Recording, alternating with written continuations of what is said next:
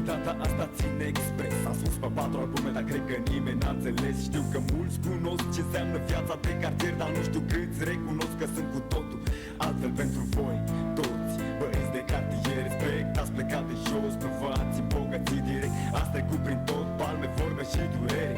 Singuri ați trăit și singuri ați făcut afere. Știu și eu prea bine cum e să crești în cartier. Vagabonde, pești, bani, mașini și golani. Mereu să se ridice câte unul mai în față. Baftă ție șmechere, o să te respect pe viață zi de zi. Alt șmecher o să facă loc la altul plecând de jos. E mai ușor să faci saltul dacă înțelegi ce vreau să spun. Ție pe ciorteală, pe mangleală, ăsta-i modul rău sau bun.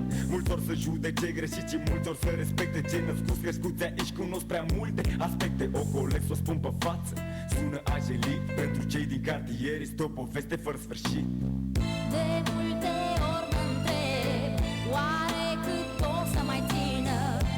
Oare cât ori să plece și ori să vină? Poate e un drum greșit, e o poveste fără sfârșit. Zi și noapte în cartier, noapte și zi în cartier. Totul s-a schimbat și totul e la fel pentru băieții de pe stradă. Dedic la toți cei îi las despre cartier. Vă explic, mă doare inima când mă uit la bărfașii mei, când văd că pe zi ce trece devin tot mai răi. Și mi-amintesc cum râdeam acum o vreme, acum îi mai văd râzând doar când dau seringa în vene. Șmenarii de la colț sunt tot la fel, mașina însă din Audi 80 acum e 600. Sel că banilor fac pământul, frate, să se învârtă. Și dacă nu mă crezi, vin în cartier să vezi. Poate într-o zi o mamă plânge că băiatul ei s-a dus. Tot atunci una ce naște râde care unul plus. Yeah, în cartier viața nu s-a oprit. Aș putea să povestesc la nesfârșit.